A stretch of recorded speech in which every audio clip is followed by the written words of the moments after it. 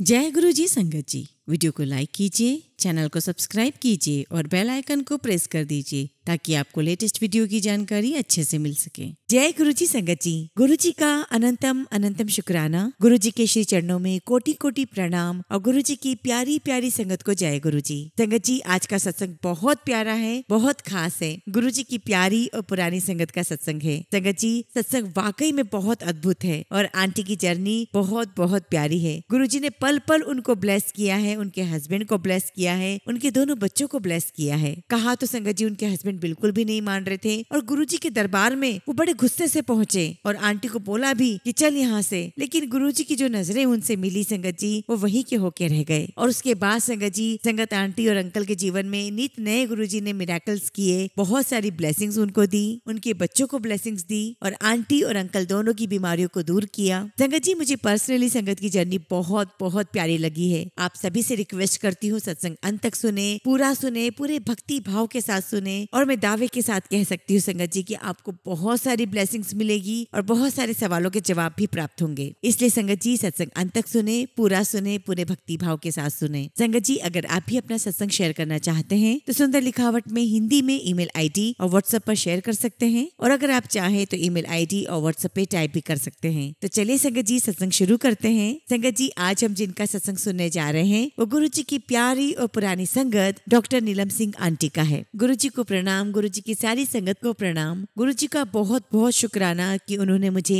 अपना सत्संग करने का मौका दिया। संगत जी, हमें गुरु जी का बुलावा 2000-2001 से आना तो शुरू हो गया था। संगत जी, मेरी सिस्टर इन लोग की शादी नहीं हो रही थी तो जो पाल आंटी थी उन्होंने मुझे कहा कि तू गुरु जी के आगे मत्था टेक, वहाँ पर जा, तेरी सिस्टर इन लोग की शादी हो जाएगी। तो संगत जी, मैंने अपने हस्बैंड को बताया तो उन्होंने मुझे कहा कि मुझे किसी भी इंसान के आगे अपना मत्था नहीं टेकना है, मैं नहीं जाऊंगा वहाँ पर। अब संगत जी देखिए, हमने कितने साल वेस्ट कर दिए। 2001, 2002, 2003 निकल गया। अब संगत जी 7 मई 2004 को मैं अपनी मम्मा के घर आई हुई थी। एक्चुअली संगत जी उस दिन मेरे हस्बैंड से मेरी बहुत बुरी लड़ाई हो गई थी और हमारी लड़ाई बहुत जबरदस्त हुई थी। मैंने ये सोच लिया था कि मैं कभी इनके पास नहीं जाऊंगी। मुझे लगता था कि मैं इनकी फैमिली का इतना ध्यान रखती हूँ और मेरी कोई गलती नहीं भी है, फिर भी एक छोटी सी बात के लिए मुझे इतनी बात सुना दी। और जिस दिन संगत जी मैं अपनी मम्मी के घर गई उसी दिन पाल आंटी हमारे घर आई हुई थी दोपहर में। तो पाल आंटी ने मुझे एम्पायर स्टेट का एड्रेस दे दिया था दोपहर में ही और मुझसे कहा कि देख ले नीलम, गुरुजी बहुत पावरफुल है, तो एक बार जरूर जाना। अब संगत जी, मैंने एड्रेस तो ले लिया और उस दिन मदर्स डे था तो मैं अपने बच्चों को ये बोल करके ले गई कि चलो मैं तुम्हें मैकडोनल्ड्स ले जाती हूँ। हालांकि संगत जी मैं उन्हें मैकडोनल्ड्स ले गई थी तो खान मार्केट में जहाँ मैकडोनल्ड्स है मैं वहाँ ले गई। वहाँ ले तो गई संगत जी, लेकिन मुझे वहाँ से अपने घर जाने का मन ही नहीं हुआ क्योंकि संगत जी मैंने सोच लिया था कि मैं अब घर नहीं जाऊंगी, मुझे इनके साथ नहीं रहना है और मैंने घर छोड़ दिया था। अब मैं सोच रही थी कि अब मैं कहाँ जाऊँ और संगत जी जैसे ही मैंने अपने पर्स में हाथ डाला मेरे हाथ में गुरुजी का एम्पायर स्टेट का एड्रेस आ गया। तब मैंने सोचा कि पाल आंटी आपको भगवान भगवान करती है, चलो भगवान के दर्शन कराऊं। अब संगत जी मुझे नहीं पता था कि लोधी रोड कैसे जाया जाता है। मैं अलग अलग बस पकड़ पकड़ के एम्पायर स्टेट पहुंच गई। संगत जी जब मैं वहां पर गई तो वहां मैंने देखा कि 3-4 संगत बैठी हुई थी और जब मैं दरबार में बैठी तो वहाँ गुरुजी का बहुत बड़ा स्वरूप लगा था। मैंने उनको हाथ जोड़ा और मैं भी दरबार में बैठ गई। और संगत जी जब मैंने गुरुजी को मत्था टेका तो मुझे ऐसा लगा कि जैसे मुझे एक आवाज आई और वो मुझसे कह रही है कि तू अकेली क्यों आई है। मैंने अपने आसपास देखा लेकिन वहाँ कोई नहीं था। और संगत जी जब मुझे दोबारा आवाज आई तब मुझे ध्यान आया कि पाल आंटी कहती थी कि गुरुजी टेलीपैथिकली बातें किया करते हैं। तो मैंने मन में ही गुरुजी को जवाब दिया कि गुरुजी, क्या आपको नहीं पता कि मैं यहाँ क्यों आई हूँ, कैसे आई हूँ, मेरा कितना बड़ा झगड़ा हुआ है और मुझे इतनी सी बात के लिए मेरे हस्बैंड ने मुझे कितना सुनाया है, अब मैं वापस नहीं जाऊंगी। लेकिन संगत जी गुरुजी महाराज ने मेरा वहाँ 5 मिनट भी बैठना मुश्किल कर दिया। मुझे इतनी बेचैनी लगा दी और मेरे मन में बार बार आ रहा था कि मैं अपने हस्बैंड को फोन लगाऊं। और फिर संगत जी मैंने बाहर जाके अपने हस्बैंड को फोन किया तो मेरे हस्बैंड ने कहा कि तू बस मुझे एड्रेस बता। और संगत जी मैं गुरुजी के एम्पायर स्टेट का एड्रेस बता करके अंदर आ गई। अब संगत जी मेरे हस्बैंड ऑफिस से बहुत गुस्से में निकले थे, वो हमें लेने आ रहे थे और उन्हें ऐसा लग रहा था कि पता नहीं कौन से बाबा के चक्कर में पड़ गई है। जब मेरे हस्बैंड एम्पायर स्टेट आए तब गुरुजी अपनी गद्दी पे विराजमान थे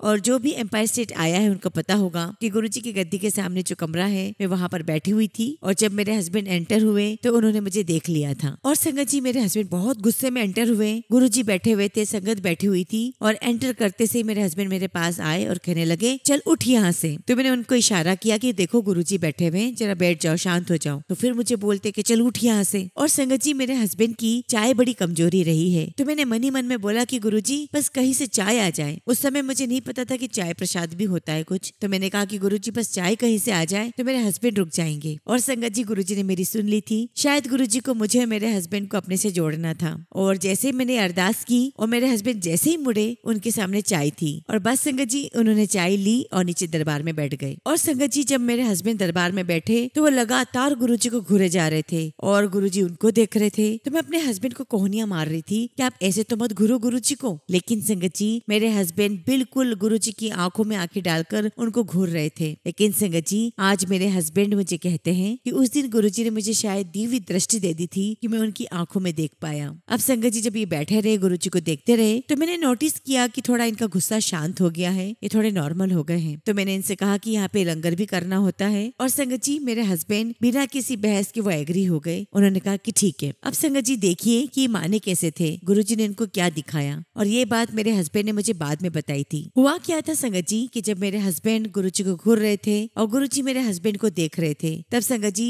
जब बीच में कोई संगत बीच में आ जाती थी तो इनका ध्यान भटकता है। और जैसे ही ध्यान भटकता है तो मेरे हस्बैंड चाय पीते पीते अपनी आंखें बंद कर लेते हैं। और जैसे ही आंखें बंद करते हैं गुरुजी ने इनको दिखाया कि चारों तरफ ब्रह्मांड ही ब्रह्मांड है और गुरुजी यूनिवर्स के ऊपर बैठे हुए हैं और सारी गैलेक्सीज गुरुजी के आसपास घूम रही है। मतलब संगत जी कि गुरुजी ये दिखाना चाह रहे थे कि he is the supreme of the universe. और संगत जी ये देखकर मेरे हस्बैंड को बड़ा झटका सा लगा, बहुत शौक सा लगा कि ये गुरुजी ने मुझे क्या दिखाया। और संगत जी मैं आपको बताऊं कि मेरे हस्बैंड फोरेंसिक एक्सपर्ट हैं। ये उन लोगों में से हैं जो बाल की खाल निकाल दिया करते हैं। और फिर जब मैंने लंगर के लिए कहा तो वो मान गए। और जब हम लंगर करके आए तो मैंने कहा कि गुरुजी से आज्ञा भी लेनी पड़ती है। तो समहाव संगत जी इनका जो मेल ईगो था शायद वो इनको अलाउ नहीं कर रहा था। तो इन्होंने कहा कि नहीं, मैं कोई आज्ञा नहीं लूंगा, तुम्हें लेना है तो तुम लो, मैं किसी इंसान के आगे नहीं झुकूंगा। और संगत जी मेरे हस्बैंड मेरी बेटी को लेकर बाहर निकल गए। और संगत जी मैं अपने बेटे को लेकर गुरुजी के पास गई मत्था टेकने। और जब मैं उनकी तरफ जा रही थी तो मैं मन में यही सोच रही थी कि मैं गुरुजी से यही पूछूंगी कि गुरुजी आज मेरी लड़ाई क्यों हुई इनसे, मेरी क्या गलती थी। लेकिन संगत जी जब मैं गुरुजी के पास मत्था टेकने गई तो जब मैं मत्था टेककर उठी तो मेरे मुंह से अचानक ये तो नहीं निकला कि गुरुजी मेरा झगड़ा क्यों हुआ था। मेरे मुंह से निकला कि गुरुजी मेरी सिस्टर इन लोग की शादी नहीं हो रही है, उसकी शादी करवा दो। तो गुरुजी ने कहा कि ठीक है। लेकिन संगत जी तब मैंने अपने हाथों में बहुत सारी अंगूठियां पहनी हुई थी और एस्ट्रोलॉजर ने मुझे बहुत सारी रिंग्स पहनाई हुई थी। तो गुरुजी ने मेरे हाथ की तरफ देखा और कहा कि सबसे पहले तो तुम इसे निकालो। हालांकि संगत जी मैंने उस वक्त तो नहीं निकाली, लेकिन जब मैं दरबार से बाहर गई तब मैं मन में सोच रही थी कि निकालू ना निकालू। लेकिन बाद में संगत जी घर पहुंचते पहुंचते मेरा गुरुजी के प्रति स्ट्रॉन्ग फेथ डेवलप हो चुका था और मैंने घर जाकर के वो सारी अंगूठियां निकाल दी। तो जब गुरुजी ने ये बोला तो फिर उन्होंने मुझे एक बात और कही कि और 10 दिन और की चाहिए है। तो मैं कहती कि नहीं बस कुछ नहीं गुरुजी, आप उनकी शादी करवा दो। लेकिन गुरुजी फिर मुझे कहते हैं कि तू और 10 दिनों की चाहिए है। उस समय संगत जी मेरा बेटा मेरे पास में बैठा हुआ था। तो मैंने कहा कि गुरुजी आप इसके सर पे हाथ रख दो, इसको आशीर्वाद दे दो। तो गुरुजी ने फिर मुझसे पूछा कि तू और 10 दिनों और की चाहिए है। तब मैंने कहा कि गुरुजी मेरी बेटी बाहर है, आप उसे भी अपना आशीर्वाद दे दो। उसके बाद फिर गुरुजी ने मुझे बोला कि तू और 10 दिनों की चाहिए है। संगत जी मुझे फिर भी समझ में नहीं आया। मैंने कहा कि गुरुजी मेरे हस्बैंड बाहर है, उनको भी ब्लेस कर दो। फिर गुरुजी मुझसे कहते हैं तू और 10 दिनों की चाहिए है। संगत जी मुझे तब भी समझ में नहीं आया। मैंने कहा कि गुरुजी मुझे ब्लेस कर दो। उसके बाद गुरुजी ने मुझे फिर पूछा कि तू और 10 दिनों और की चाहिए है। संगत जी प्लीज बिलीव मी, गुरुजी ने बस जितनी बार भी मुझसे पूछा मैंने उनकी ब्लेसिंग्स मांगी। काश मैं उनसे उनको मांग लेती तो बहुत अच्छा होता, उनकी भक्ति मांग लेती। उसके बाद गुरुजी मुझे कहते हैं कि की नाम तेरा? तो मैंने कहा कि गुरुजी डॉक्टर नीलम। की कर दी है? तो मैंने कहा कि गुरुजी मैं डेंटिस्ट हूँ। फिर संगत जी गुरुजी ने हस्बैंड का पूछा कि हस्बैंड क्या करते हैं, बच्चों का पूछा, सब कुछ पूछा गुरुजी ने। और संगत जी उस वक्त मुझे ऐसा लग रहा था कि शायद ये गुरुजी के दरबार का रूटीन है कि जो भी पहली बार यहाँ आता है गुरुजी सबसे यही पूछते हैं। संगत जी मुझे बहुत बाद में पता चला कि गुरुजी कभी भी किसी से इतनी बातें नहीं करते हैं। उसके लिए मैं संगत जी गुरुजी का बहुत बहुत शुक्राना करती हूँ। तो गुरुजी मुझे कहते हैं कि अच्छा तू BDS डॉक्टर है? मैंने कहा हाँ जी गुरुजी। तो गुरुजी मुझसे पूछते हैं कि तुझे BDS का फुल फॉर्म आती है? तो मैंने कहा हाँ जी गुरुजी। तो गुरुजी कहते हैं चल 10 फिर की होता है? तो मैंने कहा कि गुरुजी बैचलर ऑफ डेंटल सर्जरी। तो गुरुजी ने कहा कि एनी होंदा। और संगत जी मैं सोच में पड़ गई कि BDS की फुल फॉर्म ये नहीं होती, शायद मैं इतने सालों में भूल तो नहीं गई। और संगत जी तभी मुझे गुरुजी फिर बोलते हैं कि और 10 दिनों की चाहिए है। तो मैंने कहा कि बस गुरुजी, और मैं अपने BDS का फुल फॉर्म सोचने दुखने लगी। और संगत जी आप बिलीव नहीं करोगे, मैं और गुरुजी बहुत देर तक यही करते रहे। मैं गुरुजी को बोलती रही बैचलर ऑफ डेंटल सर्जरी ही होता है, तो गुरुजी कहते एनी होंदा, तो मैं कहती गुरुजी यही होता है, तो गुरुजी फिर कहते एनी होंदा, और बहुत देर तक यही चलता रहा हमारा। तो गुरुजी कहते कि BDS की फुल फॉर्म होती है 32 दंदादा सर्वनाश। संगत जी आज तो मुझे बहुत अच्छा लगता है सुनकर, लेकिन उस समय मुझे बहुत गुस्सा आ रहा था, मुझे बहुत बुरा लग रहा था, क्योंकि संगत जी 4 दिन पहले मुझे पाल आंटी बता रही थी कि वो जब अपने ब्रदर इन लॉ को लेकर गई थी, वो खुद भी BDS डॉक्टर थे, तब गुरुजी ने उन्हें भी कहा था कि 32 दंदादा सर्वनाश। तो मैंने पाल आंटी से पूछा कि आंटी गुरुजी ने ऐसा क्यों कहा, तो आंटी ने कहा कि शायद ये खराब डॉक्टर है ना, इसलिए गुरुजी ने कह दिया। और संगत जी वो बात मैंने अपने ऊपर ले ली और मुझे लगा कि गुरुजी मुझे भी खराब डॉक्टर समझ रहे हैं, तभी गुरुजी ने मुझे ऐसा कहा है। और संगत जी मुझे बहुत बुरा लगा और बस मैं गुरुजी के पीछे लग गई कि गुरुजी इसका फुल फॉर्म नहीं होता, इसका full form bachelor of dental surgery होता है। और गुरुजी मुझे कहते कि नहीं नहीं होता, इसका फुल फॉर्म तो 32 दंदादा सर्वनाश ही होता है। और संगत जी हमारे आसपास बहुत सारी आंटियां बैठी हुई थी, वो सब बातें सुन रही थी, तो मुझे लगा कि थोड़ा एम्बेरेसिंग हो रहा है मेरे लिए। और फिर गुरुजी ने मुझे पूछना शुरू कर दिया, और 10 तेनू और की चाहेदा है। और संगत जी मैं अपने BDS की फुल फॉर्म ठीक कराने में लगी हुई हूँ, और मैं गुरुजी को कहने लगी कि गुरुजी BDS की फुल फॉर्म ये नहीं होती, तो गुरुजी बोले यही होती है, तू तो और 10 तेनू और की चाहेदा है। और संगत जी मुझे आज भी याद है कि मेरी और गुरुजी की बहुत देर तक डिबेट चलती रही कि ये होता है ये नहीं होता है, और मैंने जितनी बार भी उठने की कोशिश की गुरुजी तभी मुझसे कुछ न कुछ बात करते और मैं वापस बैठ जाती। और संगत जी मुझे वहाँ पर ऐसा फील होने लगा कि कितना एम्बेरसमेंट हो रहा है, ऐसा करती हूँ कि मैं तो यहाँ से जल्दी से निकल जाती हूँ। संगत जी देखिए मैं कितनी नादान थी कि उस समय गुरुजी के पास से उठने का सोच रही थी, उनके पास से जाने का सोच रही थी। फिर संगत जी गुरुजी ने मुझे बहुत देर तक बिठाया और फिर गुरुजी मुझसे पूछते तू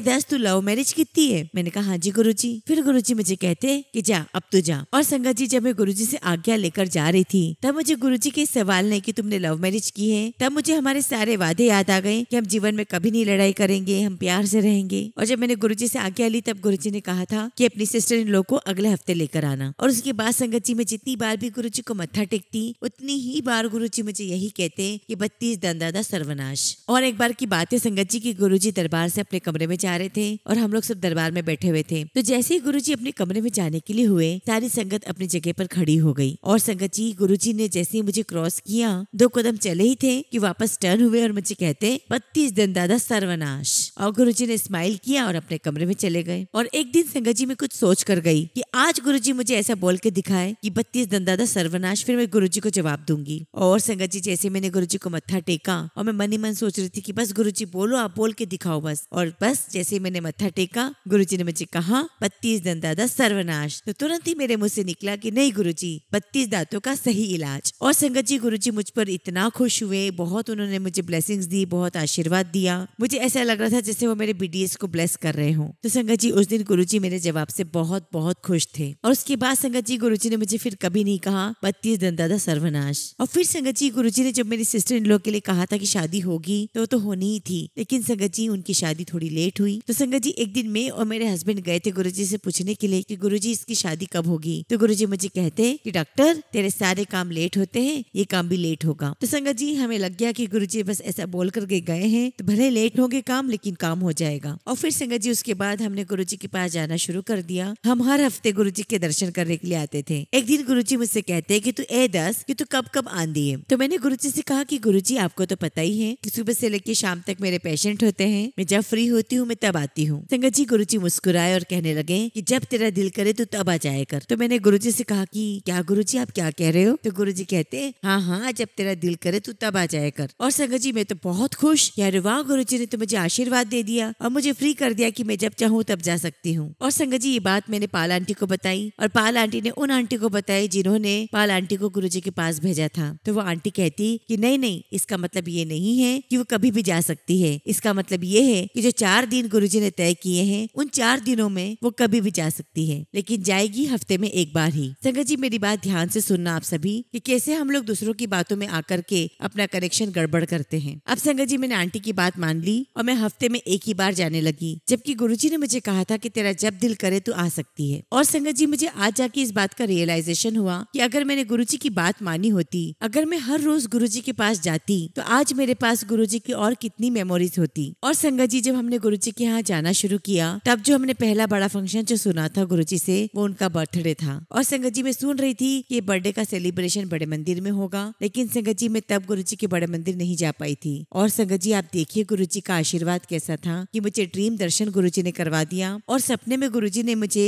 बड़े मंदिर के दर्शन करवाए जो कि बहुत बहुत सुंदर था और उसमें मुझे गुरुजी दिखाई दिए। और मैं अपने सपने में ही सोच रही हूँ कि अच्छा गुरुजी का बड़ा मंदिर इतना सुंदर है। खैर संगत जी हम लोग गए, गुरुजी के फंक्शन अटेंड किया हमने और जो बाहर शिव जी की मूर्ति है उसके बाहर गुरुजी का स्टेज लगा था और बहुत बड़ा फंक्शन इवेंट था। और संगत जी उस दिन बहुत तेज बारिश होने के आसार लग रहे थे। तो मेरे मन में आया कि गुरुजी जो महापुरुष होते हैं वो तो अपने आप बारिश रोक देते हैं, पर मुझे लग रहा है कि आज तो बारिश आके रहेगी। और मैं मन में सोचने लगी कि गुरुजी अगर बारिश आ गई तब क्या होगा। संगत तो खैर अंदर चली जाएगी लेकिन सारा फंक्शन खराब हो जाएगा। और यकीन मानिए संगत जी थोड़ी ही देर में मौसम इतना सुहाना हो गया, ना गर्मी थी ना बारिश के कोई अते पते थे। बहुत प्यारी ठंडी हवा चलने लगी और मैं सोचती कि अब बारिश होगी अब बारिश होगी, लेकिन संगत जी वहाँ बारिश नहीं हुई। और संगत जी जब हम लोग फंक्शन अटेंड करके बाहर निकले तब बाहर हमने देखा तो बहुत बहुत बारिश थी, चारों तरफ बहुत गीला था। लेकिन संगत जी उस दिन वहाँ बड़े मंदिर में बारिश नहीं हुई थी। अब संगत जी हम लोग उस दिन गुरुजी को जब मत्था टेकने के लिए जा रहे थे तब मेरा बेटा मुझे कहता है कि मम्मा ये सब सेवादार कहते रहते हैं कि बच्चों को मत लाओ बच्चों को मत लाओ, आप एक काम करो कि आप गुरुजी से आज पूछ ही लो कि क्या मैं बच्चों को ला सकती हूँ, क्योंकि मम्मा मुझे गुरुजी के पास बहुत मन लगता है। और संगत जी बर्थडे वाले दिन गुरुजी के पास पहुँचना बहुत मुश्किल होता था, स्पेशली जब आपको आज्ञा लेनी हो। और संगत जी उस दिन सभी सेवादारों ने एक लंबी सी चेन बना ली थी अपने हाथों को पकड़ के और गुरुजी को कवर किया हुआ था, तो कोई भी संगत गुरुजी के पास नहीं पहुंच सकती थी। और संगत जी सभी संगत को दूर से ही गुरुजी को नमस्कार करना था और जाना था। लेकिन मेरा बेटा मेरे पीछे पड़ गया कि मम्मी आज गुरुजी का बर्थडे है, अगर आज आप पूछोगे ना गुरुजी से तो कभी मना नहीं करेंगे, और अगर एक बार गुरुजी ने मुझे आने की हाँ कर दी तो फिर मैं किसी सेवादार की बात नहीं मानूंगा, मैं जरूर आऊंगा। और संगत जी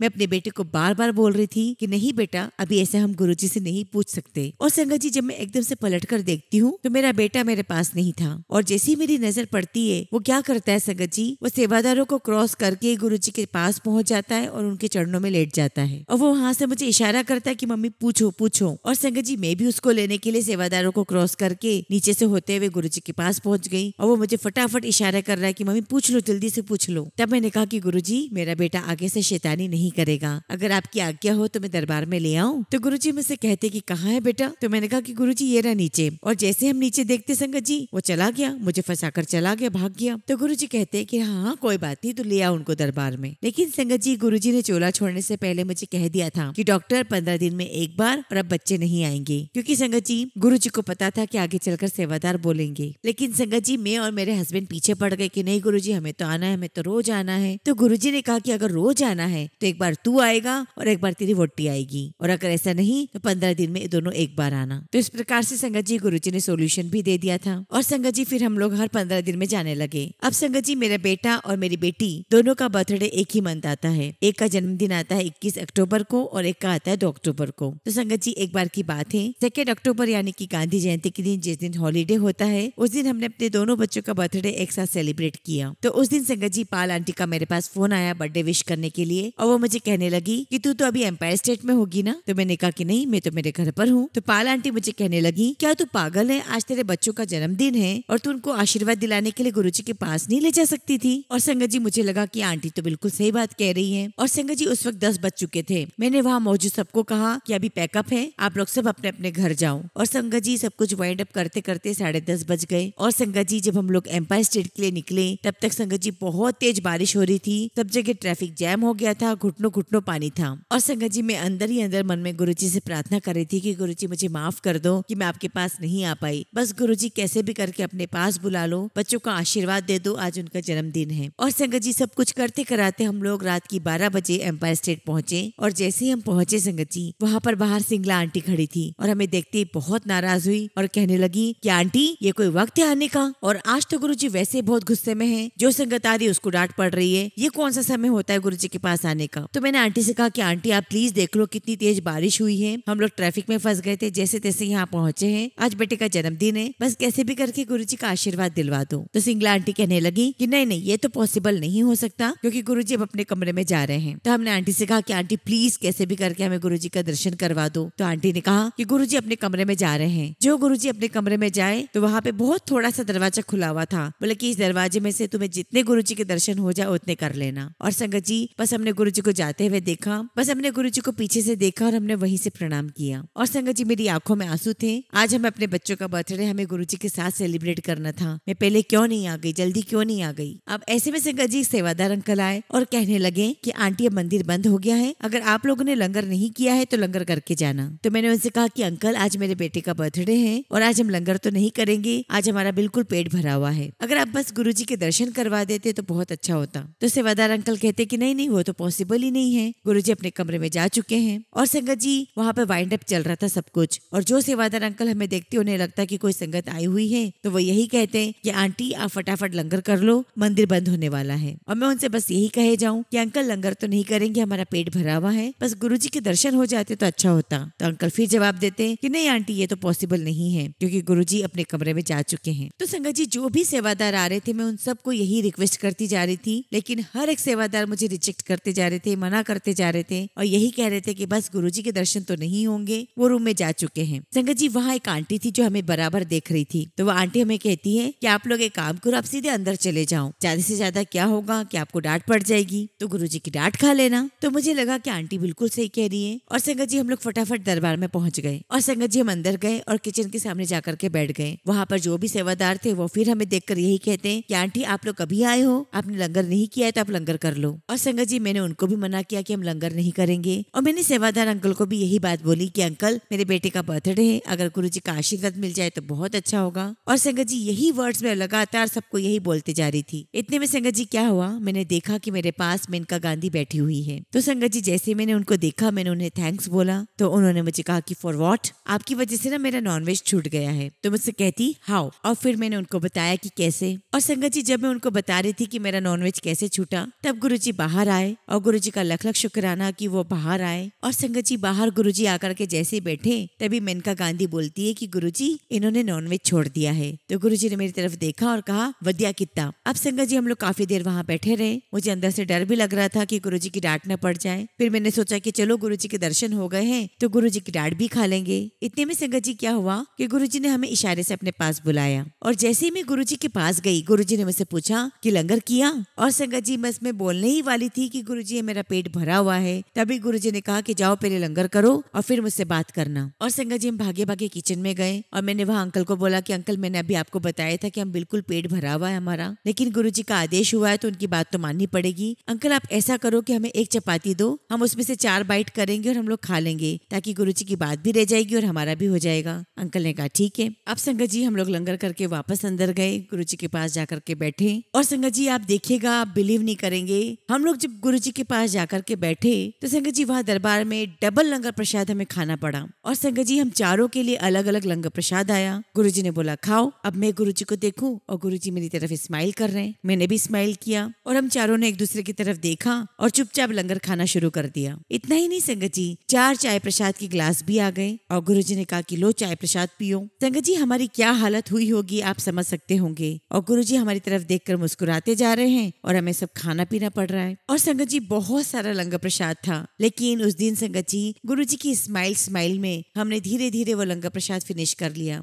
और संगत जी आपको मैं बताऊं कि एक जगह मैं यही वाला सत्संग सुना रही थी, तब वहाँ मुझे एक अंकल ने कहा, एक सेवादार अंकल ने कहा कि आंटी आपने गौर किया कि गुरुजी ने आपकी पूरी फैमिली को अपने सामने बिठा करके लंगर किया है, और ये सबसे बड़ी ब्लेसिंग्स है। न जाने कितने कर्म आपके गुरुजी ने काट दिए होंगे। और संगत जी तब मुझे रियलाइज हुआ कि वाकई में गुरुजी ने मुझे कितनी बड़ी ब्लेसिंग्स दी है। गुरुजी का लख लख शुक्राना गुरुजी कि आपने मेरी लाइफ की कितनी प्यारी मेमोरीज दी है। और उस दिन संगत जी हम लोग बहुत धीरे धीरे लंगर प्रसाद कर रहे थे और मेरे गुरुजी कितने प्यारे हैं। हम लोग संगत जी जितनी देर तक लंगर प्रसाद करते रहे गुरुजी हमारे सामने बैठे रहे। और फिर संगत जी जब लंगर प्रसाद हो गया तो गुरुजी ने अपने इशारे से हमें अपने पास बुलाया। और संगत जी मुझे ऐसा लग रहा था कि मैं फटाफट गुरुजी को बता दूं कि गुरुजी आज मेरे दोनों बच्चों का जन्मदिन है। और बस मैं बोलने ही वाली थी कि बस गुरुजी ने कह दिया हाँ कल्याण कर देता। लेकिन मुझे ऐसा लगा कि आज तो बच्चों का जन्मदिन है और कल्याण कर देता तो ये तो बहुत छोटा सा आशीर्वाद है, कुछ अच्छा बड़ा कुछ बोले गुरुजी, बच्चों को अच्छे से आशीर्वाद दे। तब मुझे संगत जी गुरुजी के उन शब्दों की महिमा नहीं पता थी। तो मैंने फिर बोला कि गुरुजी आज मेरे बच्चों का जन्मदिन है। तो गुरुजी कहते हाँ कल्याण कर देता तेरे दोनों बच्चों का। मुझे इस पर भी चैन नहीं आया। मैंने फिर बोला गुरुजी को कि गुरुजी आज मेरे दोनों बच्चों का जन्मदिन है। तो गुरुजी कहने लगे हाँ कल्याण कर देता मैंने, देखना इनका बहुत कल्याण होगा। एनीवे संगत जी गुरुजी ने फिर पूछा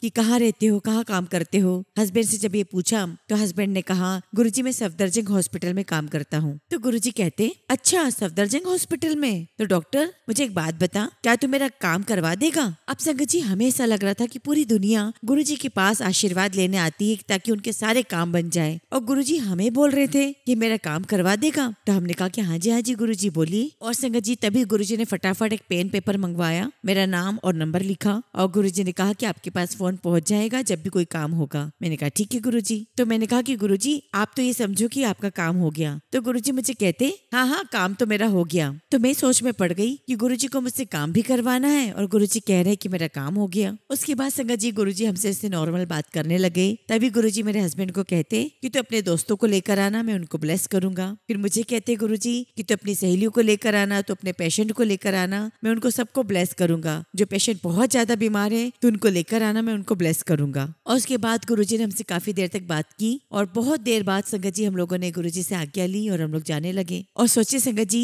कई सारे सेवादार हमारा वेट कर रहे थे क्योंकि उनको सब कुछ वाइंड अप करना था। और संगत जी जैसे हम लोग बाहर तक पहुंचे तभी सिंगला अंकल मेरे पास आए और कहने लगे कि डॉक्टर आंटी गुरुजी आपको अंदर बुला रहे हैं। और सोचिए संगत जी ये मोमेंट कितना प्यारा लगता है कि रब ने आपको बुलाया है दोबारा अपने पास कुछ देने के लिए। और संगत जी जैसे मैं दरबार में गई, गुरुजी ने बहुत प्यारी स्माइल के साथ मुझे एक एनवेलप दिया और संगत जी उस एनवेलप के ऊपर लिखा हुआ था अक्टूबर 2004। और मैं इतनी खुश हो रही थी संगत जी कि मुझे रब ने बुलाकर कुछ दिया है। और सोचिए संगत जी कि जहाँ संगत को डांट पड़ रही थी, गुरुजी नाराज हो रहे थे, वहाँ मैं गुरुजी के पास इतनी देर तक बैठी। गुरुजी ने अपने सामने मुझे लंगर प्रसाद करवाया, चाय प्रसाद पिलवाई और मुझे वापस दोबारा बुला करके कुछ दिया। और इससे पहले संगत जी मैं ये बताऊं कि एनवेलप में क्या था, मैं आपको ये बात बताना चाहती हूँ कि जब हम गुरुजी के दरबार में आना शुरू हुए थे तब मेरा बेटा सभी संगत के गले में गुरुजी का लॉकेट देखा करता था। And Sangat ji although my son is very shy, लेकिन वो फिर भी हर संगत के पास जा करके पूछता था कि आंटी ये आपको लॉकेट किसने दिया। और जब आंटी बताती कि लॉकेट हमें गुरुजी ने दिया तो उसकी बड़ी इच्छा थी कि गुरुजी उसको लॉकेट पहनने के लिए दे। और इतना ही नहीं संगत जी, उसने सिंगला अंकल के बेटे से भी दोस्ती कर ली थी और वो जा करके हर संगत से अपनी अप्रोच लगाता था कि प्लीज मेरे लिए गुरुजी से बात करो, मुझे गुरुजी से लॉकेट दिलवाओ। यहाँ तक कि संगत जी मेरा बेटा मुझे भी बोलता था मम्मा आपसे गुरुजी कितनी बातें करते हैं, आप प्लीज मेरे लिए गुरुजी से लॉकेट मांग लो। तो मैंने उससे कहा कि बेटा जब पहले दिन ही गुरुजी ने मुझे इतना मौका दिया मांगने के लिए, मैंने तभी कुछ नहीं मांगा तो मैं लॉकेट तो नहीं मांगूंगी। और देखिए संगत जी जब मैं दरबार से बाहर निकली एनवेलप लेके तो दोनों बच्चे बड़े खुश होकर पूछ रहे थे कि मम्मी बताओ गुरुजी ने क्या दिया है। और संगत जी जब हमने एनवेलप खोला तो मेरे बेटे के बर्थडे पर इतने सालों के बाद उसकी विश पूरी होने जा रही थी। गुरुजी महाराज ने उस एनवेलप में 2 लॉकेट स्वरूप दिए थे। और संगत जी मैं आपको बता नहीं सकती, दोनों बच्चे इतने खुश हुए, दोनों ने फटाफट वही पहन लिया और खुश होकर कहने लगे कि मम्मा देखो गुरुजी ने गिफ्ट दिया। संगत जी ऐसे तो बहुत सारे सत्संग है गुरुजी के, लेकिन मैं आपके साथ एक छोटा सा सत्संग शेयर करती हूँ। संगत जी दिवाली का टाइम था और संगत जी उस दिन मैंने गोल्डन और ब्लैक कलर का लहंगा पहना हुआ था। और संगत जी मैंने देखा था कि गुरुजी की यहाँ पर सभी संगत बहुत सुंदर तैयार होकर आती थी और मेरी मदर इन लॉ मुझे काले कपड़े पहनने नहीं दिया करती थी। तो मैं उनसे कहती कि गुरुजी के यहाँ पे तो काले कपड़े चलते हैं। और संगत जी उस दिन मैं बहुत अच्छे से तैयार होकर के गुरुजी के पास गई और जब मैं जा रही थी संगत जी तो मुझे रास्ते में याद आया कि आज दिवाली है, अमावस्या है और मेरी मदर इन लॉ मुझे अक्सर मना करती है काले कपड़े पहनकर जाने के लिए। तो कहीं आज मैंने कुछ गलत तो नहीं कर दिया काले कपड़े पहनकर। और संगत जी जब मैं बड़े मंदिर पहुंची तो सारी संगत बहुत ही कलरफुल कपड़ों में थी और मुझे लगा कि बाप रे मैं अकेली काले कपड़े में हूँ, कहीं ऐसा ना हो कि कोई सेवादार मुझे टोक दे। और संगत जी मैं चारों तरफ देख रही थी कि कोई तो संगत मुझे मेरे कपड़ों जैसी मिल जाए, लेकिन किसी ने भी काला और गोल्डन नहीं पहना था। और मुझे ऐसा लग रहा था कि अगर आज गुरुजी ने मुझे बोल दिया ये जो मेरी फेवरेट ड्रेस है ये मैं फिर कभी नहीं पहन पाऊंगी। और मैं गुरुजी से विश करने लगी कि गुरुजी बस मुझे कोई एक तो दिखा दो जिसने ब्लैक कपड़े पहन रखे हों। लेकिन संगत जी कैन यू बिलीव दिस, जब गुरुजी आए तो गुरुजी ने खुद ने ब्लैक एंड गोल्डन कपड़े पहने हुए थे। और संगत जी मैं बहुत खुश हुई कि गुरुजी ने मेरे मैचिंग के कपड़े पहने हुए थे। और संगत जी उसके माध्यम से गुरुजी ने मुझे जवाब भी दिया कि किसी भी वहम में मत पड़ो, कोई भी काला सफेद कुछ भी नहीं होता। ऐसी संगत जी एक दिन मैं गुरुजी के दरबार गई तो गुरुजी के लेफ्ट साइड में बैठी हुई थी महबूबा मुफ्ती और उनके राइट साइड में बैठी हुई थी मैं। और संगत जी उधर वो बैठ करके लंगर कर रही थी और यहाँ पर हम उनको बैठ करके देख रहे थे। और संगत जी तभी गुरुजी ने उनको कहा कैसा कर 2 चपाती खा ले, तेरे को सीएम बना दूंगा। और संगत जी थोड़ी देर के बाद जब महबूबा मुफ्ती गुरुजी से आज्ञा लेने लगी तो उन्होंने गुरुजी को कहा कि गुरुजी अस्सलाम वालेकुम। और संगत जी गुरुजी ने बहुत प्यार से उनको कहा वालेकुम अस्सलाम। और गुरुजी के मुंह से ये शब्द सुनना बहुत प्यारा लग रहा था। गुरुजी उस समय बहुत प्यारे लग रहे थे। और संगत जी पूरे हफ्ते मुझे गुरुजी वालेकुम अस्सलाम करते हुए नजर आए और मुझे बहुत बहुत प्यारे लग रहे थे गुरुजी। उनकी छवि मेरी आंखों में बस गई थी। और संगत जी, जब मैं 1 हफ्ते के बाद गुरुजी के दरबार में गई, कांट यू बिलीव दिस, संगत जी जैसे ही गुरुजी ने मुझे देखा, मुझे गुरुजी ने कहा वालेकुम अस्सलाम आंटी। और बस मैं गुरुजी को देखती रह गई और गुरुजी मेरी तरफ देखकर स्माइल करने लगे। और देखिए संगत जी, ये बात मैंने किसी से भी नहीं कही थी और गुरुजी ने ठीक उसी स्टाइल से हाथ उठा करके जैसे सब करते हैं वालेकुम अस्सलाम कहा और मैं बहुत बहुत खुश हुई। संगत जी, गुरुजी जानी जान है, उनको सबका पता है, सबके मन की बात पता है, सबके दिल में क्या चल रहा है सब पता है। अब संगत जी, एक दिन की बात है,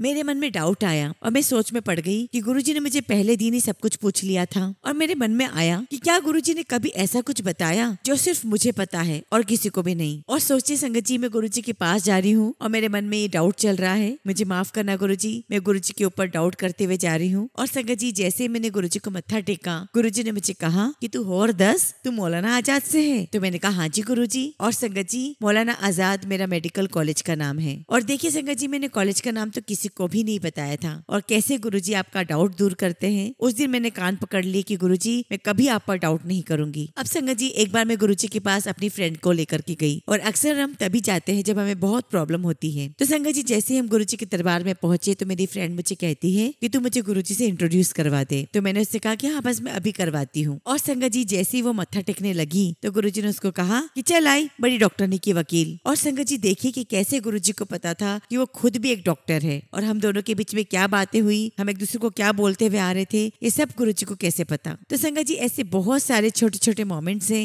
एक बार की बात है संगत जी कि मुझे हाइपोथायराइडिज्म हुआ। तो मेरे हस्बैंड मुझे कहने लगे कि एक काम कर कि तू अपनी रिपोर्ट गुरुजी को जाकर के बता दे। तो मैंने कहा कि ये कोई बात होती है कि गुरुजी को रिपोर्ट बता दूं। और संगत जी, मेरे गले में बहुत ज्यादा टॉन्सिल्स हो चुके थे और मेरी आवाज नहीं निकल रही थी। तो जब मैं और मेरे हस्बैंड गुरुजी के दरबार में गए तो मैंने गुरुजी से कहा गुरुजी मुझे हाइपोथायराइडिज्म हो गया है। तो गुरुजी ने बोला कि, तो मैंने फिर बोल के बताया कि गुरुजी मुझे हाइपोथायराइडिज्म हो गया है। गुरुजी ने फिर पूछा कि, और संगत जी ऐसे करते करते गुरुजी ने मुझसे 3 बार पूछा कि क्या हुआ है। और संगत जी, मेरा गला बहुत बैठा हुआ था लेकिन मैं पूरी ताकत से गुरुजी को जवाब दे रही थी। और जब तीसरी बार भी गुरुजी ने पूछा कि, तो मैंने जोर से चिल्ला करके बोला कि गुरुजी हाइपरथायराइडिज्म हुआ है। तो गुरुजी ने बोला अच्छा चल जा। तो मैंने मन में सोचा कि चल जा। गुरुजी ने मुझसे 3 बार इतनी जोर से चिल्लाया और कह रहे चल जा। और संगत जी, वहाँ पर सिंगला अंकल खड़े थे। मैंने सिंगला अंकल को बताया कि सिंगला अंकल ऐसी ऐसी बात है, लेकिन गुरुजी ने तो मुझे कोई सोल्यूशन ही नहीं दिया। तो सिंगला अंकल ने मुझसे कहा कि अच्छा बताओ कि गुरुजी ने तुमसे क्या कहा। तो मैंने बताया कि गुरुजी ने मुझे 3 बार बुलवाया और आखिरी बार गुरुजी ने सुनकर कहा कि चल जा। तो सिंगला अंकल कहते तो बस फिर आंटी, गुरुजी ने कह तो दिया कि बीमारी जा,